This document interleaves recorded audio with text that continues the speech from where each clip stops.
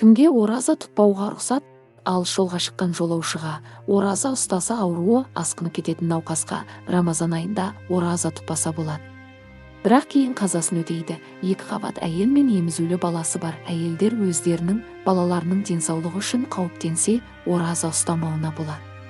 Бірақ кейін қазасын өтеу парыз. Рамазан айында етеккір келген әйел мен босанғаннан кейін қан көрген әйел ораза тұтпайды. Ораза ұстаудың орнына пидия беруге бола ма? Рамазанда, одан кейін де ораза тұтуға әл қуаты жетпейтін қарт кісілерге, созылмалы дертке шалдыққан науқастарға ораза тұтпай, қаза болған әр күнге пидия ретінде бір жарлының бір күндік 2 мезгіл тамағын немесе соның құнын ақшалай беруіне болады. Пидия кедейлерге, тұрмыстық жағдайы төмен адамдарға, халі нашар жандарға үлестіріледі. Қайтыс болған адамның орнына ораза ұстауға бола ма? Жоқ, болмайды. Ұстаған ораза марқұмның тірі кезінде ұстамай кеткен оразасының орнын толтырмайды. Алайда әрбір күн үшін пидия беріп тұруыңызға болады. Пидияның мөлшері пітір садақаның мөлшеріндей болады. Оразаны не бұзады? Оразаны әдейі бір нәрсені ішіп жеу, темекі шегу, дәрі ішу, аузындағы жаңбыр тамшыларын әдейі жұту бұзады. Бұл жайлы мына хадисте айтылған. Ораза кірген нәрселерден ғана бұзылады, шыққаннан емес. Әйелімен жақындасу, яғни таң намазынан ақшам намазына дейінгі аралықта аузы берік кезінде жақындасу оразаны бұзады. Себепсіз қорек немесе қоректік қасиеті бар барлық заттарды біле тұра әдейілеп жеу оразаны бұзады. Мұндай жағдайларда кафарат оразасын ұстау қажет. Қандай жағдайда ораза бұзылмайды? Ұмытып ішіп жеу оразаны бұзбайды. Бірақ ұмытқан адам есіне түскен кезде жеуді дереу тоқтатуы керек. Ұйқыдан жүніп болып ояну, аузына келген қақырықты жұту, түкіріп немесе мұрынды тарту арқылы бір нәрсенің тамаққа кетуі, құлаққа су кіру, бұлық ағу, темекі түтіні немесе топырақ, шаң, ұнның тозаңы, қардың ұшқыны, жауынның тамшылары тамаққа еріксіз кіруі, еріксіз ауыз толық су немесе оның ішке қайта кетуі, қан алдыру немесе сүлік салдыру, көзге дәрі тамызу, тіс жұлдыру оразаға кедергі жасамайды. Бірақ жұлдырған уақытта ауыздағы қанды, дәріні жұтпау шарт.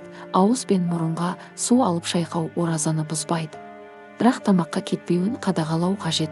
Жуыну, теңізге, көлге түсу оразаны бұзбайды. Бірақ су жұтып қоюдан сақтануы керек. 9 күн ауыз бекіту дұрыс па? Рамазан айының басында 3 күн, ортасында 3 күн, аяғында 3 күн ауыз бекіту дұрыс емес.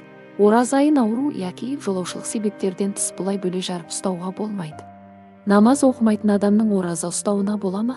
Ораза жеке дара құлшылық. Намаз оқымаған адам да ұстай алады.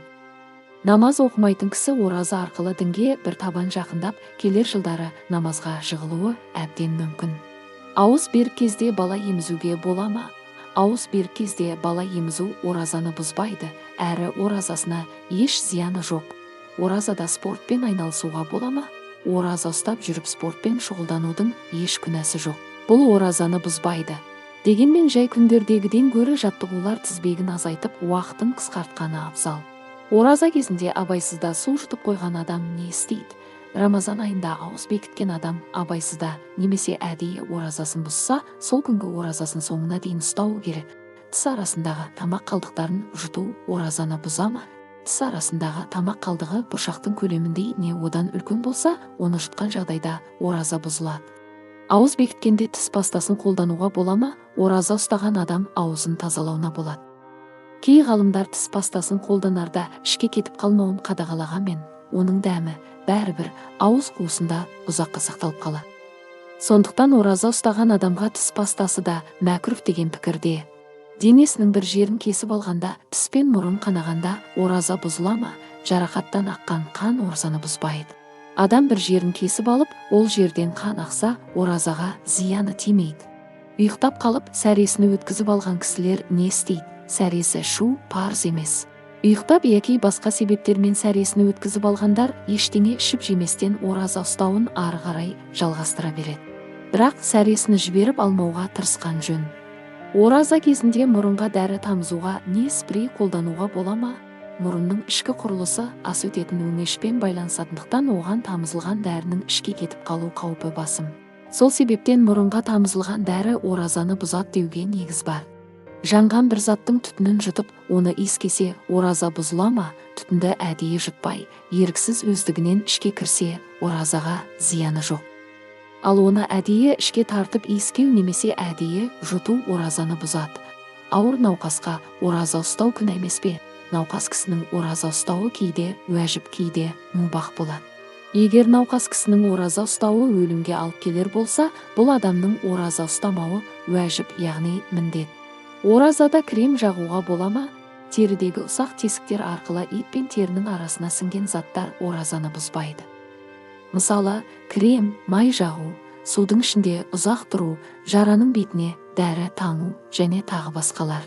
Тек кремне майды жаққан кезде тым қалыңдатпаған жөн. Аузы берік кісі талып қалса, оразасы бұзыла ма? Оразаға ниет етіп, ауыз бекіткен кісі талып қалса, және есін жию үшін ештеңе ішпесе, оразасы бұзылмайды. Екпе егу, ине салу оразаны бұза ма? Шариғат бойынша кез келген нәрсе табиғи жолдар, ауыз, мұрын, тік ішек арқылы ішке кірсе, оразаны бұзады. Ал дене арқылы кірсе, оразаны бұзбайды. Алла тағала оразамызды қабыл алып, Құран мен сүннетке сай қайырлы іс қылуды нәсіп етсін.